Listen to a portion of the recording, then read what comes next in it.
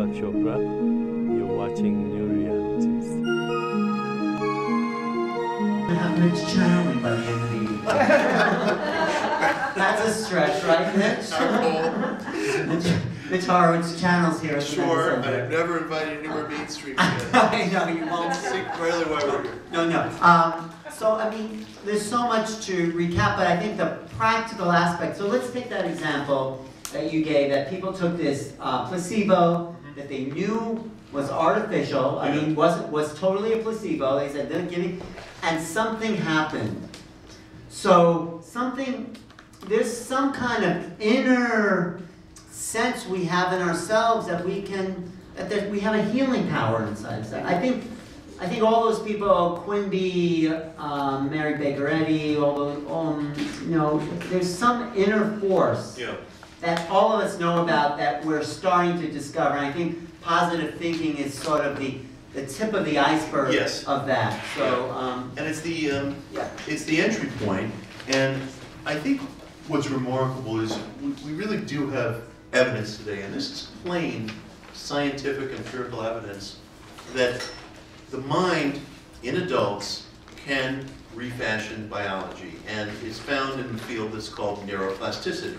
And neuroplasticity, which is a new science, is an area of medical psychiatric research that shows that if we can sustainably redirect our thoughts for a protracted period of time, the neural pathways in our brains, the cellular pathways that electrical impulses travel, will change in measurable ways that can be detected through brain scans. So for example, this can be used, and is used today, to treat people with obsessive compulsive disorder. Through the method of neuroplasticity, if you can sustainably redirect your thoughts, the actual thumbprint of the neural pathways of your brain will change. So to speak, the gray matter itself will change. So we have actual scientific data produced by brain scans in the early 21st century that shows us that the mind will alter biology. This is not a theory. No, it's thought actually is changing the cellular makeup of our bodies in those studies. Yeah, I mean, just on a simple level, if everyone closes their I'm Deepak Chopra. You're watching Newrealities. eyes and just, imagine having a lemon in your hand, and you cut the lemon and you bite into the lemon, you're going to salivate, because our mind is creating images that our body's reacting to. Same thing with stress. I mean, if we are feeling anxiety, our body will produce chemicals. So, I mean, there's a direct correlation there. And everyone accepts that there is such a thing as a stress-related disorder, whether it's hypertension or an ulcer or irritable bowel syndrome or a digestive disorder. You will have lots of mainstream physicians who say, I'm not interested in mind-body medicine, but in the next sentence, they will talk about and acknowledge stress-related disease. So it's a fact of life in American medicine. Go ahead. Did you want to?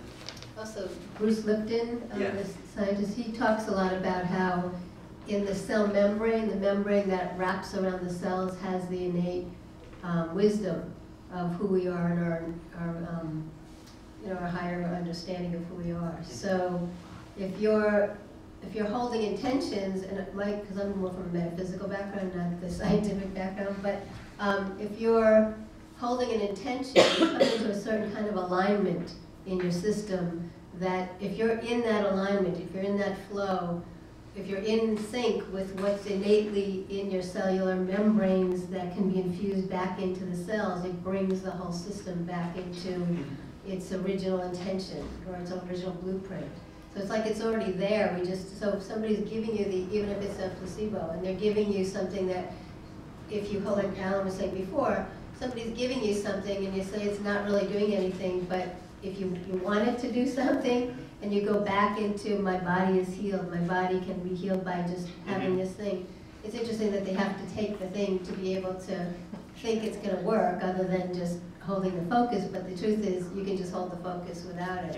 And for me, I'm not so comfortable with taking medication, because a lot of times I'll have reactions to it. So I was told by even people like I went to Wilmer's chemist or something, they're more of a holistic type of chemist. The woman behind the counter said to me, why don't you just buy this but not take it into your body, because I do this kind of work anyway, but just hold the bottle and ask your body to take in as much as it needs and hold the vibration of whatever it is to come into my system, so its frequency would affect me, which is basically homeopathy. Did she charge you for that? The advice of the medicine. I had a doctor, though, that actually told me the same thing, because she works in both ways. So, and I was like surprised that she said, you know how to do this, this is what you do. So just hold the medicine and don't take it. And so I did some of that and it worked. It was great. Well, this, the other idea, and we'll get into quantum physics, the idea of collapsing the wave function, and it has to do, on the reverse side of that, with medical hexing. Andrew Weil says if your doctor gives you a diagnosis and they say you have like 6 months to live, you're going to make your doctor right. You know, reminds me of the joke, the guy goes into the doctor's office and the doctor said, well, you only have like a few days to live, and the guy said, well, I won't be able to pay you. The doctor says, okay, I'll give you another few days. Or if it's a Cigna, they'll actually shave off 3 months. Right. But let's talk about the quantum physics questions. And collapsing the wave function and concretizing reality when really reality is not that. So tell us about that. I mean, you know, when we talk in terms of scientific evidence for some causative power of the mind, we start with the placebo, which has been well documented. We go into neuroplasticity, which is more recent, which actually shows physical bodily changes.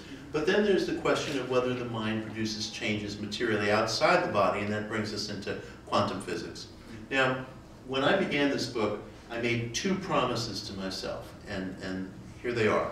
The first was that in the last chapter, Does It Work?, I was not going to limit myself to talking about the effects of the mind strictly in terms of psychology or the placebo effect, because I felt like that would be copping out, that would be letting myself off the hook. I do have a metaphysical view of life, and the positive thinking movement in all its permutations has seen itself as a metaphysical movement, and to just stop at psychology or at the well-recognized aspects of the placebo effect would not be sufficient.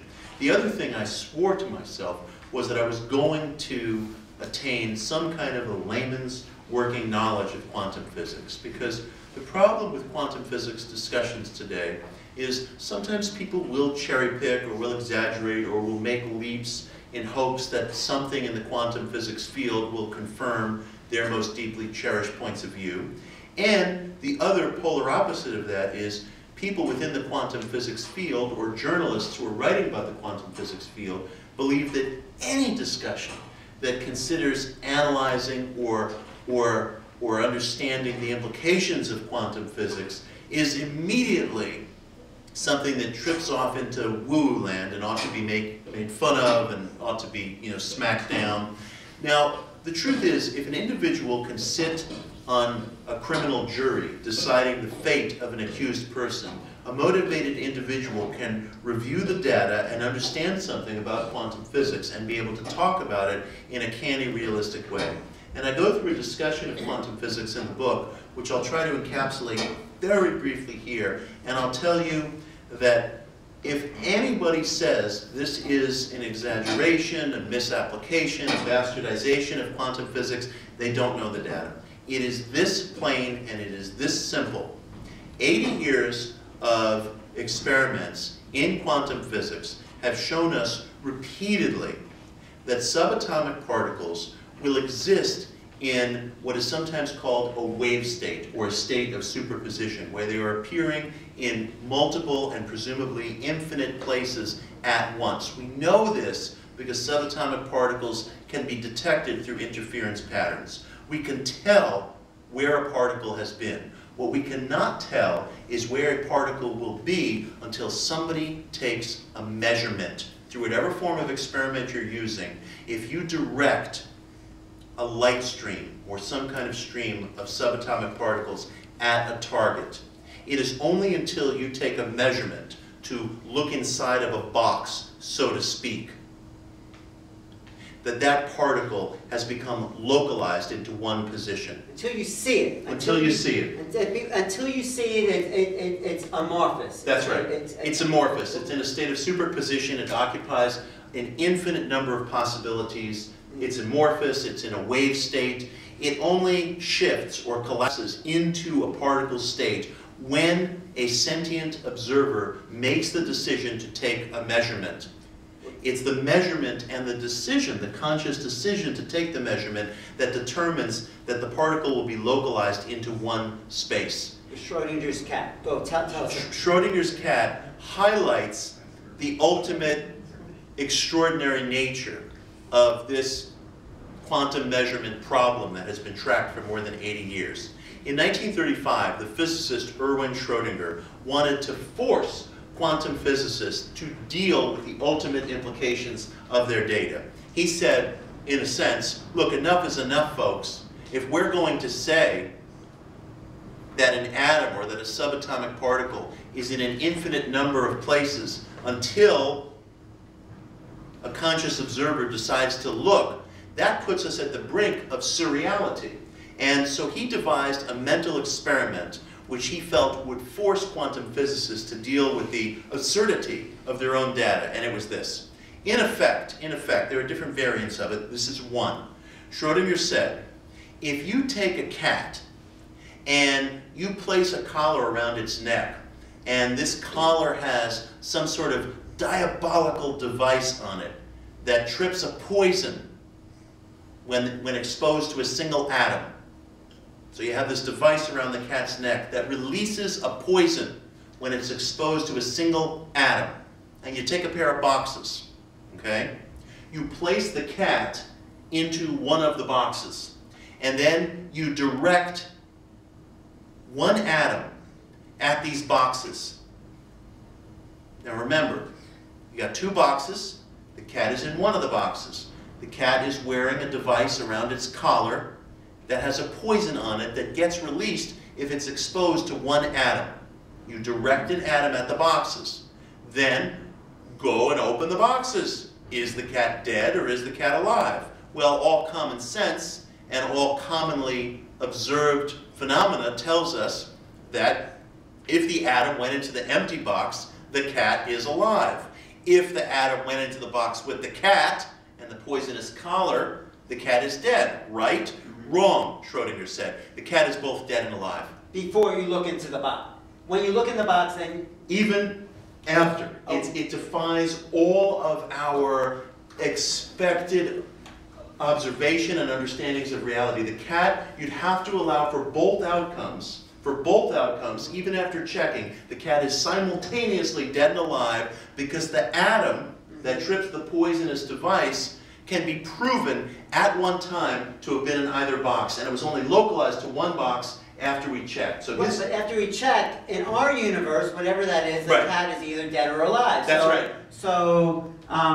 So we live in multiple realities. Right. And then we're only aware of one. Is that what you're saying? Yes. And more than that, we also live in multiple histories, because students of his later theorized that if you were to wait some length of time before checking the boxes, let's say 8 hours, you would actually create a history for one cat that is dead and one cat that is alive and now hungry, because you've waited 8 hours. So not only do we have to contend with the reality of dual outcomes, there are dual histories too.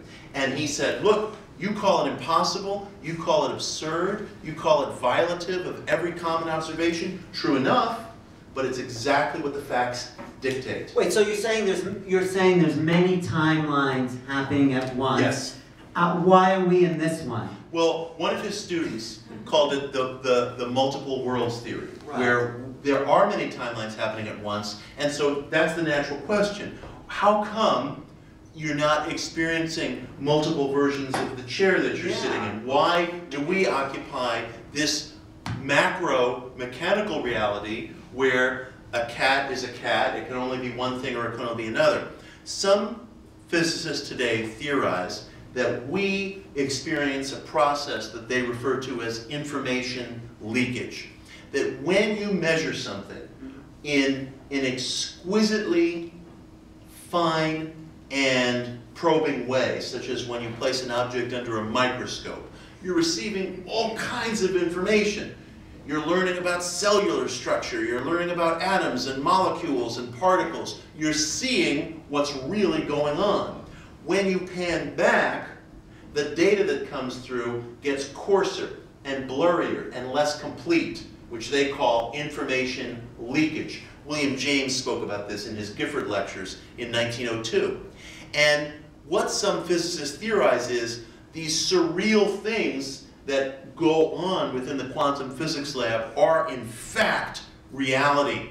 That's the nature of what we live in every day, but we don't see it because our sensory abilities are so coarsened and so reduced over the exquisite measurements that are possible in the quantum physics lab that we don't actually see what's really going on. Unless you're a psychic. Or unless you're a psychic. In my experience, I live multidimensionally because I'm a channel. So, but in order to be this way, I came in this way, but I had to also do work on myself to continue to keep expanding.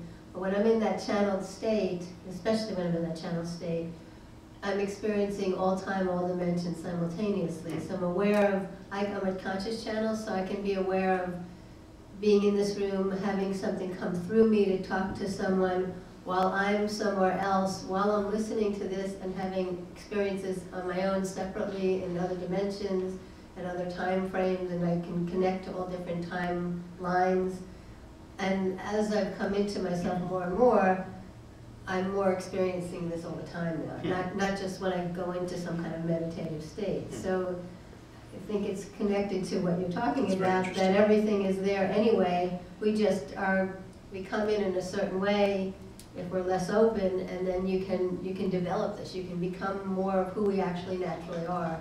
But the main thing I find is people who do this, or people come to me about wanting to channel, you have to be clear about who you are in the moment, like in this reality, while you're maintaining all this. You have to maintain this while you're in other realities simultaneously, because otherwise, like schizophrenia, people who go through that, as much as they're very, very open, it's really, really open people, but they don't really have a focus of being in this reality simultaneously as their main focus for where they're living in this experience. And we might also, in other experiences, you might be living, that might be your main experience or main anchoring somewhere else, but that has to do with something called the monad. That reminds me of like a homeless crazy person who was walking around Washington Square, and then she looked up at the sky and she says, "I'll get you, Eleanor, and this ain't no deja vu." She was just a crazy, but she was, and I'll never forget that line, because on some reality, she was existing in these other realms, but she was interesting when you find a lot of people on the trains and the subways. You find a lot of people just talking to themselves and in different kind of realities. But I find that I sit and I listen to what they're saying just to see. There is a synchronicity. There's something about what they're talking about or who they're talking to that they're experiencing. They're just losing their sense of themselves here. But the other thing, thank you. I want to get back to because I don't think I quite got the example of the coarseness and the moving back. Can you say it slowly? Well, sure. The idea that the theory of information linkage suggests that if we're using a very fine instrument to measure something, like a microscope or maybe like a very sensitive microphone, we're picking up all kinds of things and we're discovering more and more about what's really going on. But if we're not using a microscope and then we're using a magnifying glass, we learn a little less. Then if we're using the naked eye, we learn a little less. Then if we're in a darkened room, we learn a little less. They're suggesting that we are like figures in a darkened room who are not gleaning all the information that's really there. So the mechanical world that we're absolutely persuaded that we live in is actually a world of very, very limited data, and it may be that the subatomic measurements that have been recorded in the quantum physics lab tell us more of what's really going on. But if we go back to the cat, what? I was going to say, do you feel that, do we need this? No, well, just right now. Okay. It's a problem. I was going to say, if you're moving back from, like when I'm a painter, so if I'm close up, I'm only seeing certain things, but I'm seeing the refinement of something. If you're moving back, you get a bigger picture, but I'm wondering, instead of it becoming, it's kind of like blurred, but you get to see a bigger picture. So you're moving back from something in the way you're talking about scientifically. Is it that there's actually more information that's coming in, but our brain can't take it all Maybe. in at the Linear same brain. time. Yeah, maybe the Differently details. than if you come until the, because if you're in Sure. a refined space, you're only seeing this much, but a lot of things in the same space. Mhm. This way, you're actually seeing maybe you're actually experiencing more things, but you have to be able to know how to zoom into all the things simultaneously.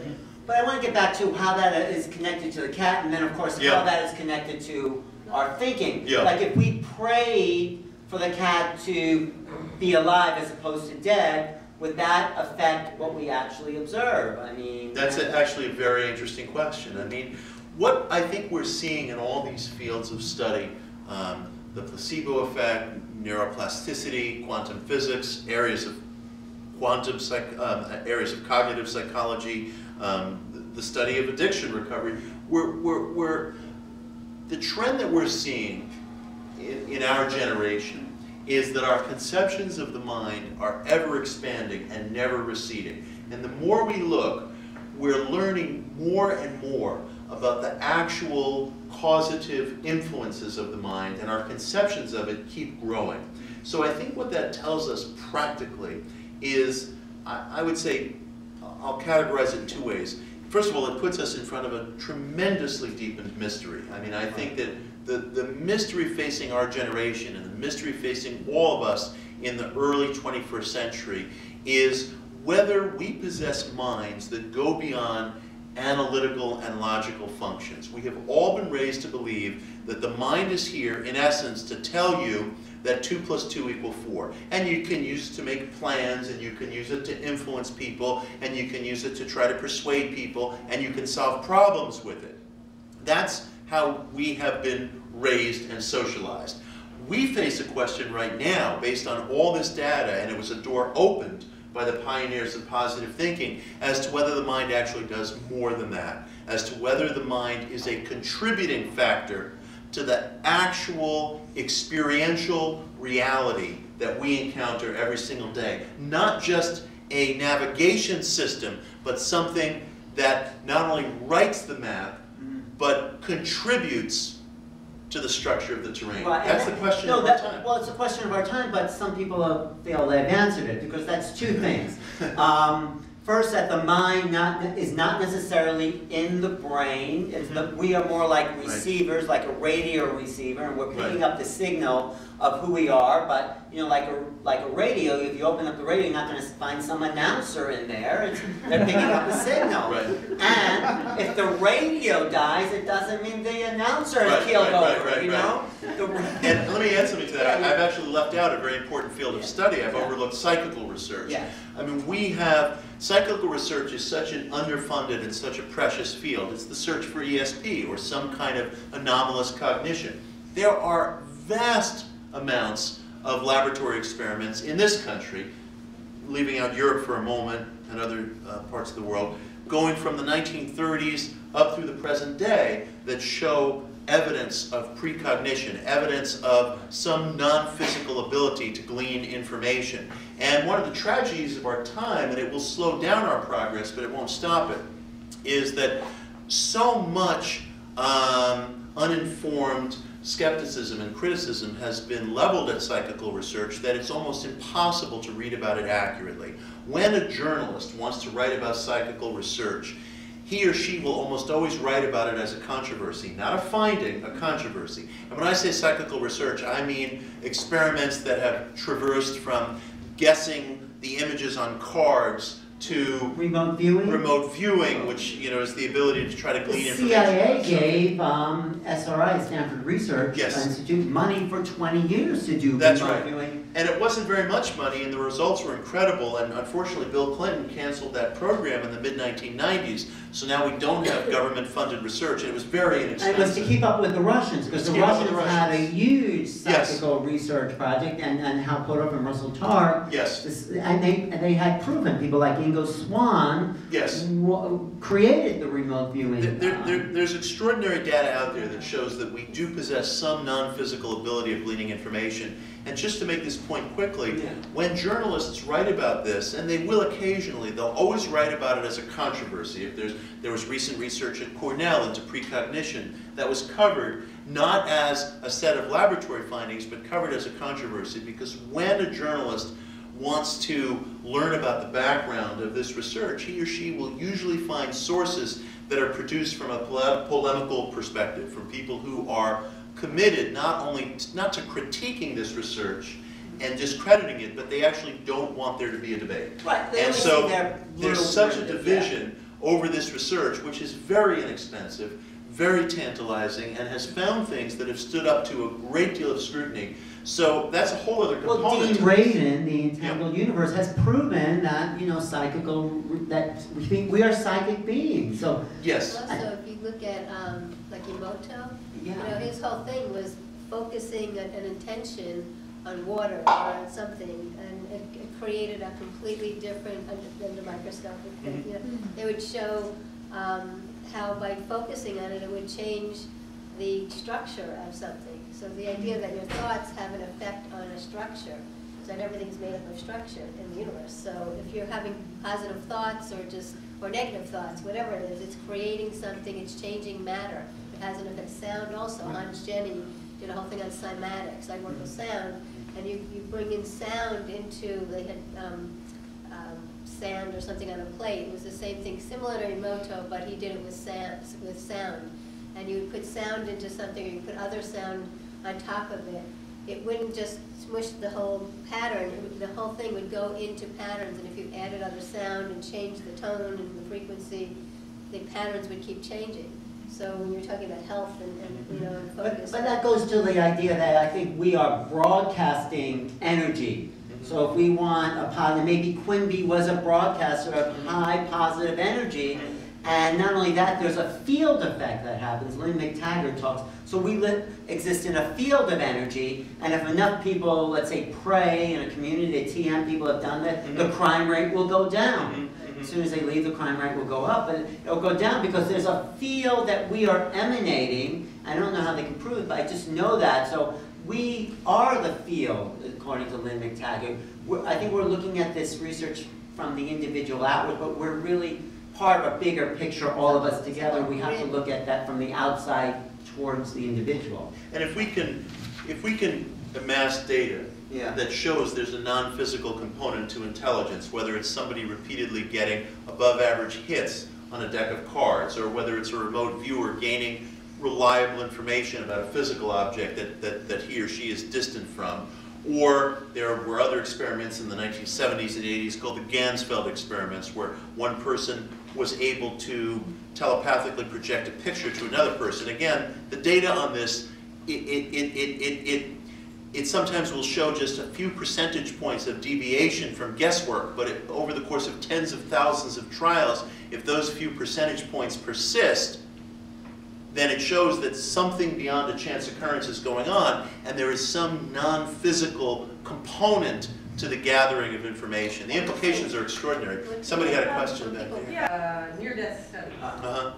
And she spoke of a situation where they actually had, there was this woman who was going to die if she didn't have this very complicated and untested medical procedure, wherein they had to stop all brainwave activity and remove her blood from her body and ice her down, and so basically they did this surgery, and she was able to describe the process of the surgery as if she were standing over the shoulder of the surgeon afterward, and explain things in great detail that she wouldn't have known if she hadn't observed them. So this was, and this is one instance of many that she spoke of that are clinically proven episodes of consciousness existing separate and apart from brainwave activity. Well, yeah, exactly. Anita Moorjani's book, Dying to Be Me, she talks about when she died, she could see the doctor, she could hear conversations, and when she finally came back, she would repeat what the doctor said down the hall from her hospital room. So there's a fact to non-local consciousness that we have to not just accept, but we have to, I think, build the new paradigm. You said the question of our time is that, but the answer of our time is that we exist as non-local beings to begin with, and if we build a paradigm from there, we're going to create whole other conclusions about who we are. I mean, I think the psychological paradigm has gotten us so far. Yeah. You know, they said, you know, yes, you have to look at yourself, your motivations, but it's limited these kind of phenomena within the context of psychology, and there's no room to go outside of that unless you go outside the box and you're called crazy by the mainstream. So. Yeah.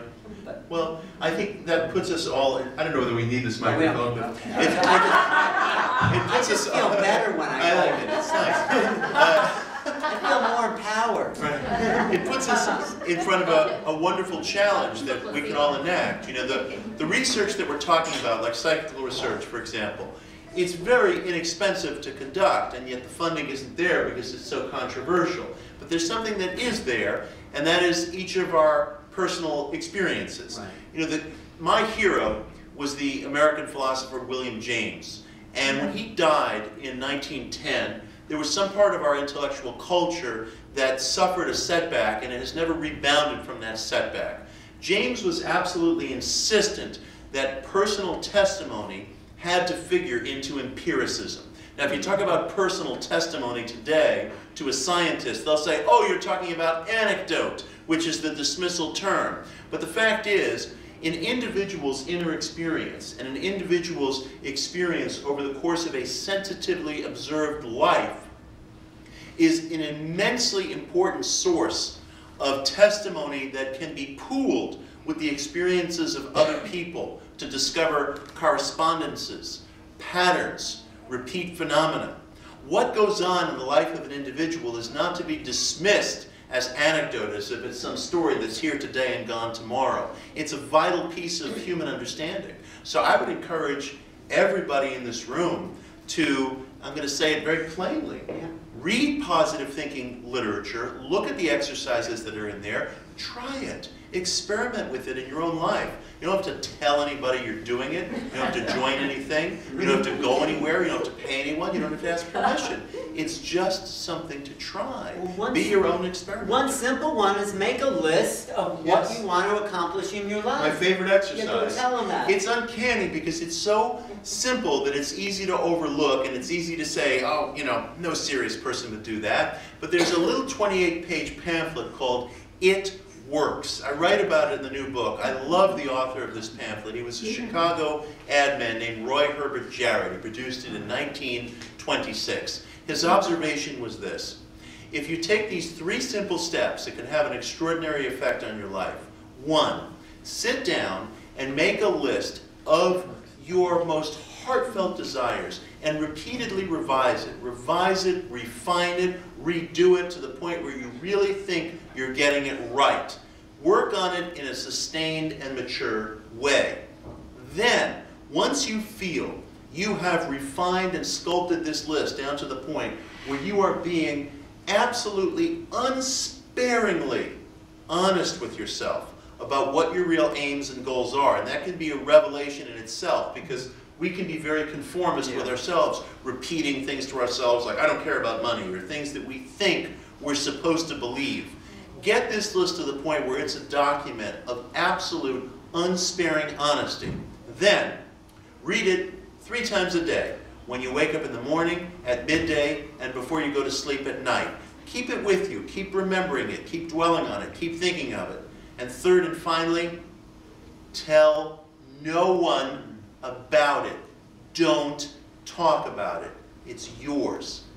See what happens. It works. That's your experiment. But I have to say, I've done it, and it's like things, magical things show up. That's like, oh my God, that was on my list. I've done it also, and Yeah. my thought is that if you, especially if you write something down, it becomes a physical, material thing. We were talking about being something that's material, and you know, when you think about something, like the cat thing, whatever, Yeah.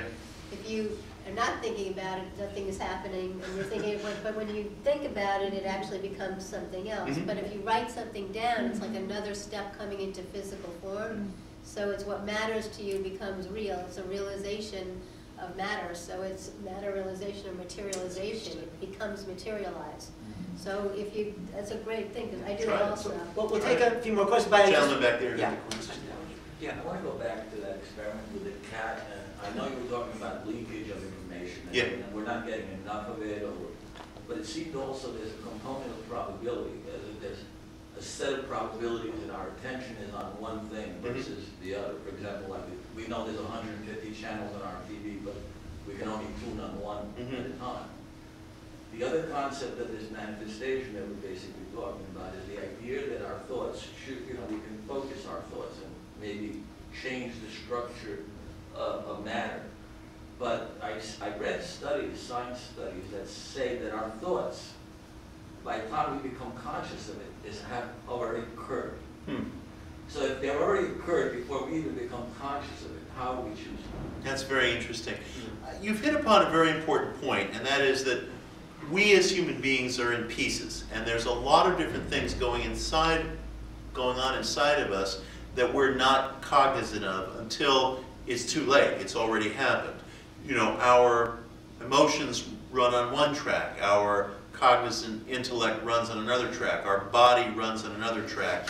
I think that there are probably very exquisite moments, very exquisite and elusive moments where we feel a sense of integration. It's possible that those moments may occur, if we can try to watch for them, when we are at that borderline state in between sleep and wakefulness. There have been psychical researchers as well as people in the positive thinking tradition. One of them is a French hypnotherapist named Émile Coué, who I admire very much and I write about in the new book. He theorized that just as you're coming to wakefulness in the morning, or just as you're drifting off to sleep at night, you're in a state which is sometimes called the hypnagogic state, where your rational defenses are down, and there is a kind of mental, emotional, bodily integration that may occur at that state that makes you exquisitely sensitive to suggestibility. And if you can direct a thought when you're in that state, it may be a time of unique possibility, not only to self-reprogram or recondition yourself through the introduction of an idea into your psyche, whatever it is you want, I like water skiing, or whatever it may be. I'm being glib with that, obviously, but something that reprograms you. But it's also a time where psychical researchers have found in this series of experiments that was called the Ganzfeld experiments, and I read about it in the book, it's a uniquely prime time, it seems, for the sending of telepathic suggestion to other people. And that may also be something that's going on amid all this positive thinking stuff. There may be an aspect of our minds that are constantly sending out messages, looking for help from other people, looking for people who might meet us halfway, who might provide something we need, who might help us solve a problem. Coué and other experimenters felt that that could be this uniquely subtle time where we not only are in a mental state that's prone to self-reconditioning, but we're in a mental state where we're able to emit some sort of information to other people. So I would experiment with that time of day, those evening hours just before you drift off, those morning hours just before you come to, where there may be a little bit of greater integration going on. Because I think your observation is extremely important. We are in pieces, and we have to look for these opportunities where we're slightly more integrated. Well, some people say alpha states as opposed to like beta states is when we're all over the place. Alpha states when you're in relaxed state we have more power. The other thing is we do have more power when we're in that state, but you have to be really careful of how you focus, because we focus things, it can be very manipulating. So you have to, you're going to be focus on something that has to do with yourself, but not to try to make somebody else do something that's in relation to psychic. And that's a wonderful point. That's a really important thing, because when people have become psychic or aware, people come to me for readings and all this stuff, they're asking how, they're getting confused of how to use this kind of power. They're either afraid of it, or they're afraid they know things in advance and they don't want to know what they know, and all these kinds of things. But part of it is really understand, there's a responsibility in having this awareness of being the fullness that we are. So I think people want to become who we are and the fullness that we can be, and at the same time, people are afraid to become who we are because we have more power, and you have to be responsible to how the ability to respond to the to your choices. That's such a wonderful point. That's so important, and I've neglected it. As we're experimenting with this material, I also think it's vitally important that we be part of a religious or ethical tradition. It's extremely important to my mind that be a component of this search. Some kind of morality. Some kind of morality. Do you think that you have to believe what you're focusing? Because some people hold an intention, but sometimes when you don't believe what you're trying to do, even though you'd like it to be, how do you feel? I think you do. I think it needs to be emotionalized. I think you need to believe in the possibility, and you need to believe in, and to some extent also possess some of the capacities that make it possible. I mean, we were talking about this on your radio show the other night, Alan, that, you know, to sit in a chair and imagine myself an astronaut, I believe is going to get me nowhere.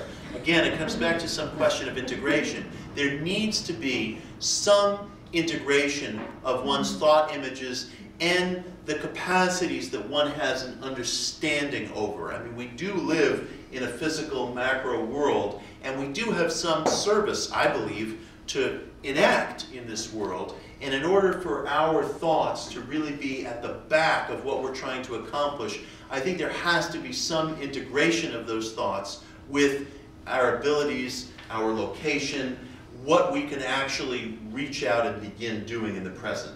The underside, though, of what you were saying before about morality is what they call black magic, or some of the influence of other people to manipulate. Yes. And even Uri Geller said he would go into people's brains and confuse them, like he was hired by a fighter to go into his opponent's brain and confuse him during the fight. So, I mean, that's not a nice thing, but... No, it's not. It's also, if you think about different cultures and things that have happened in history, where people like terrorism, you know, things like that, you're being...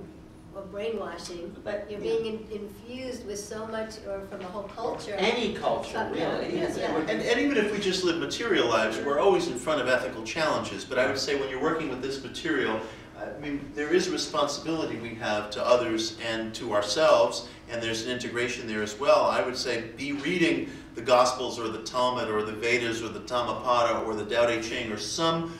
I believe that there has to be some spiritual or ethical work at the back of what we're doing. To connect this so a higher time. Yeah, you had a question. I was just wanting to, if I could, just for a minute, to sort of drag it back to the historical side of things for just a minute. I was, you know, my father, one of the greatest gifts he gave me when I was, I think, 12 or 13 was a copy of Psycho-Cybernetics by Maxwell Maltz. Wonderful. Yeah, and kind of a spin-off book called Success Cybernetics by U.S. Anderson, which and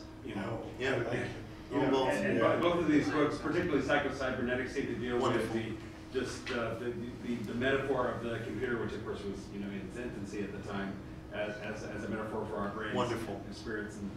You had a great parentage, and Psycho-Cybernetics, for anybody who doesn't know it, is a book that was published in this country in 1960 by a cosmetic surgeon named Maxwell Maltz.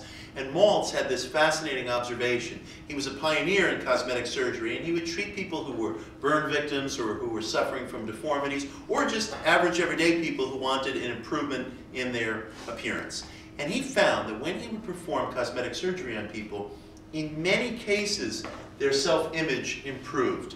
But there was a persistent fraction of cases in which people's self-image did not improve. And he would see people over a sustained period of time. It didn't get worse. It just wouldn't get better. They would experience no visible improvement in self-esteem, even though they looked better, by some measure. Right. And so he wondered why, and what is self-image after all? And he came to the conclusion that we are beings of conditioning, and that each of us possesses a mind that is basically a homing device, and we are persistently feeding that homing device images of what we want, and it acts on these images and directs us in ways that we very often are unconscious of. So his method was to teach, reinforce, and alter what messages we're feeding to the homing device, and it would objectively change our lives. It was a secular iteration of the positive thinking philosophy. And if the idea of talking about metaphysical forces is unappealing to you, read Psycho-Cybernetics, because you'll find the same methodology, but rendered in the language of conditioning psychology. It's a wonderful book, and a demanding book. Werner Erhard took some of that advice and applied it to, Mitchell. Yeah, I was just going to say, I mean, what you're talking about is what Freud was referring to as the unconscious. It's that place of programming which acts in a sense as a magnetic center that pulls out of the present all of the patterns that were established in our infancy. sometimes in utero.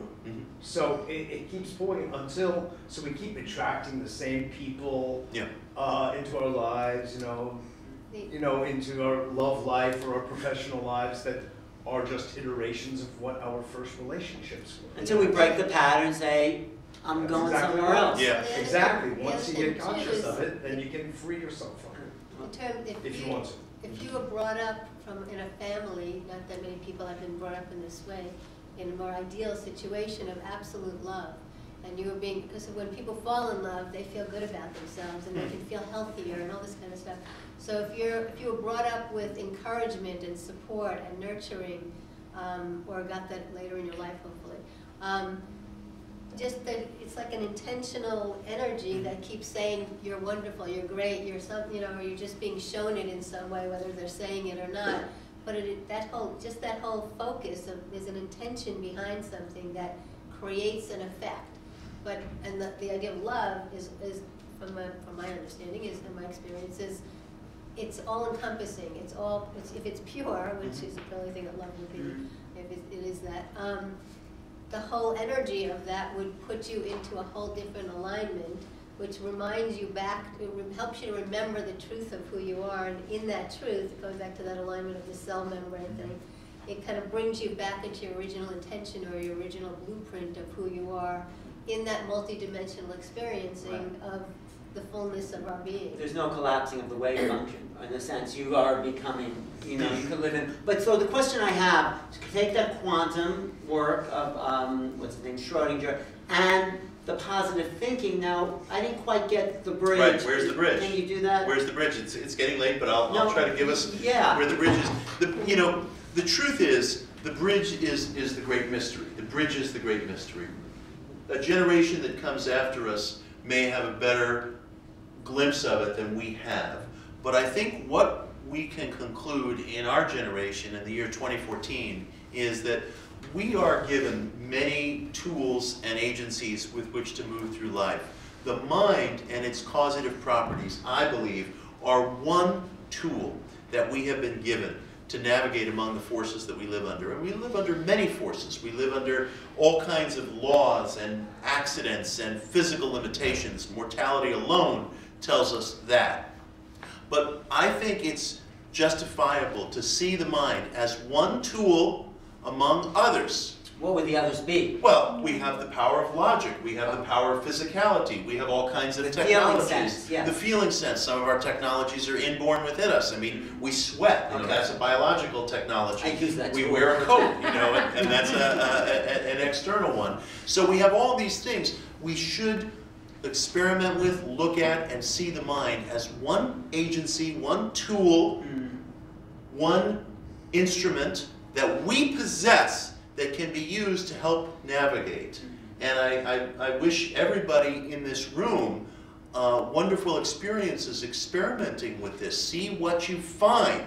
It's not always going to work one way or another, because we sometimes find ourselves facing catastrophic odds and difficulties. We're fortunate, of course, to live in a country where most of the time, most of our physical needs are taken care of. But an individual who lives on an earthquake fault in Haiti faces a vastly different situation, and that's not their fault. Right. They are living under physical facts that are extraordinary and overwhelming. That's the downside of positive thinking. Oh, you created that reality. Right, and I don't believe that. I think we live with under many different forces, but the mind is one force, and that's extraordinary enough. Use it. That's my wish. Experiment with it. And beam out love. I mean, we are senders and receivers. So if we beam out that positive energy, I think it's going to affect our environment somehow. I believe that's true. What were you going to say, Joe? Experiment. Wait. No, okay. I was just going to ask you, I'm not sure what the answer was with the cat thing. Did the poor little cat die? What did they find? Well, it's a thought experiment. It's a thought There is experiment. no cat. There is no cat. It's a mental experiment, but the cat would have to be dead and alive. The cat's I read okay, about it all in the Tony. book. It's really okay. No, but that is interesting. If the cat exists in multi-universe, so do we.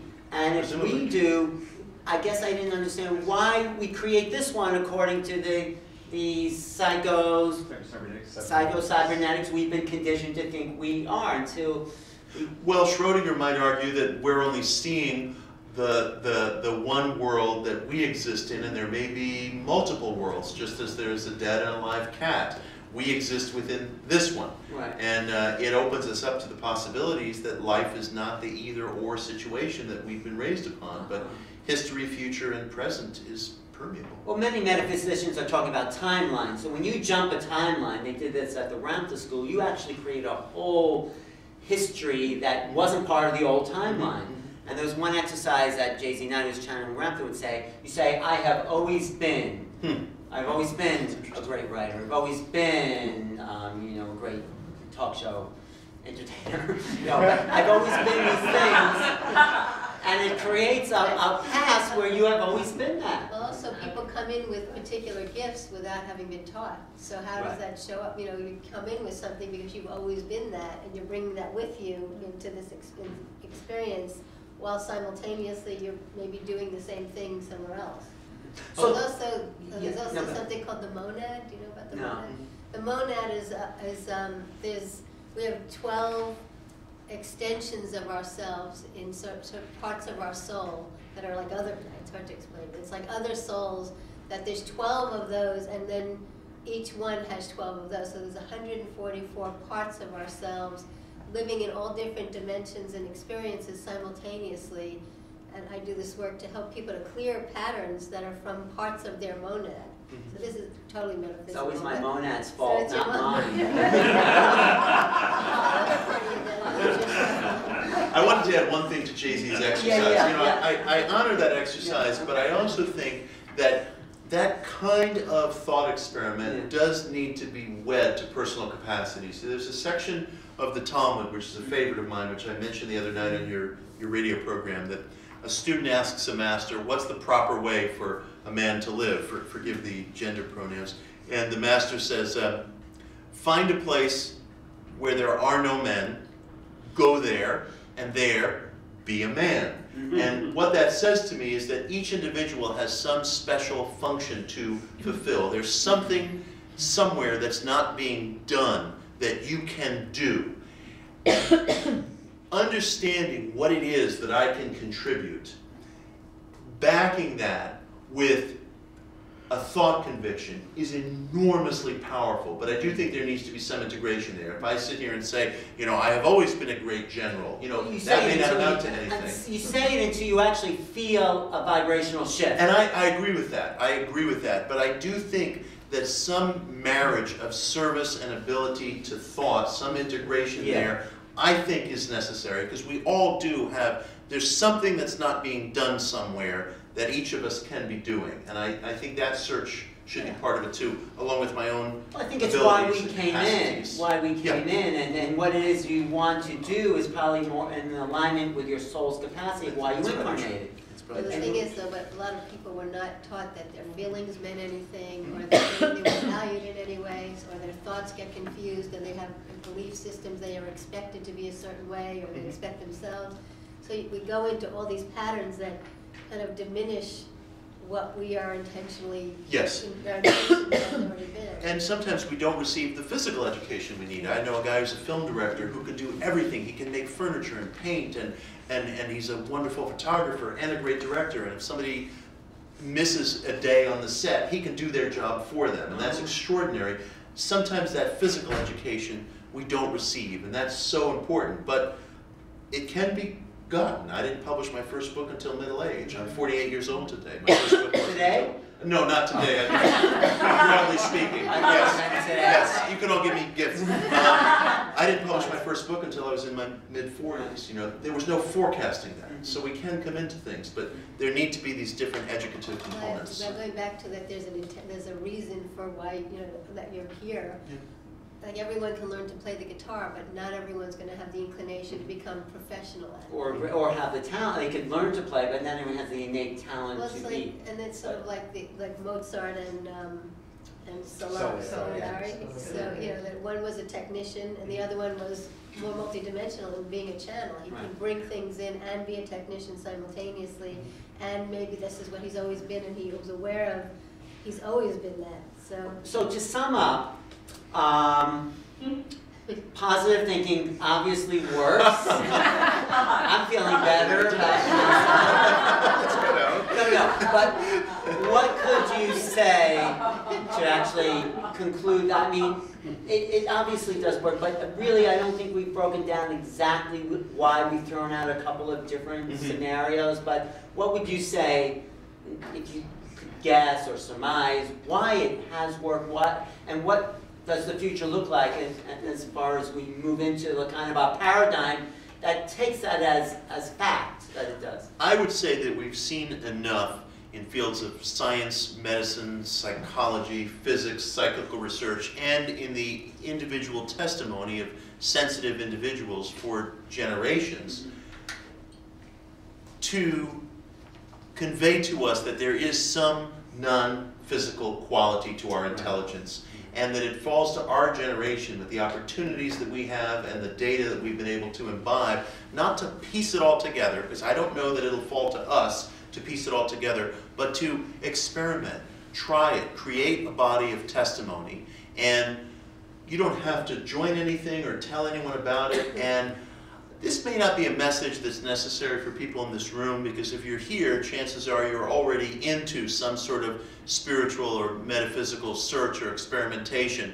But the message that I would want to bring to mainstream people, and that I was able to come to myself, is don't let anyone laugh you out of imbibing this literature and using this literature. I don't care what the title is. I don't care if it's Think and Grow Rich, or The Science of Getting Rich, or The Mystic Path to Cosmic Power, which happens to be a favorite book of mine by a man named Vernon Howard. Use it. It's there for you to use. People try to line me up all the time to criticize Joel Osteen or to criticize The Secret or what have you, and I won't do it, because I feel that The Secret, for example, which people constantly criticize, it did get a body of people thinking about the different possibilities and perhaps different ways to use their minds. Emile Coué, the French hypnotherapist, was endlessly made fun of in the early 20th century, but he was experimenting with different possibilities and different ways that we can use our minds. Use this material. It's a precious time that we have now to experiment, and I would say try it. Yeah, I think that's why your book is so important, because what you're doing is creating a kind of groundwork where the facilities of what the mind is can now be looked at differently. We can use that, like you said, as a tool to actually go out and create with it in ways that I think haven't been available culturally. So I think you've given us all a great opportunity to understand that. And it also brings in creativity, because even if you haven't been taught that you can do things, if you start telling yourself that you can do things rather than wait for somebody else to tell you, you change things, you make a change. And I think we are, I mean, the new paradigm is to look at something totally, I mean, what we're coming into is like one of a field where we realize we're all part of a bigger being and we're all emanators of energy. I think this will change the whole psychology, and we'll realize, of course, what you think thoughts are things. Because you can feel it if you walk into a room and there's been an argument or someone sending sort of negative energy at you, you feel it, it hurts, you know? But also if one person, if you shift something, everybody wants to save the world and do everything outwardly. If you shift one thing, whether it's subtle or more tangible, obvious, within yourself, we're part of, like you're talking about, we're part of this greater grid. Yeah. So it affects the entire grid. So everything you're thinking has an effect on the entire grid of all consciousness, whether you're on this planet or beyond. So it's important to pay attention to your thoughts and what you feel. And that's why when one great master comes along, they affect millions of people. But now's the time for a lot of us to come into that mastery in a new way, collectively, not following one thing. Well, thank you, Mitch. Thank you. I recommend this book because it goes deeper into this. The history is great, and so happy. Thank you. Yeah. Thanks a lot. Thank you, man. Yeah.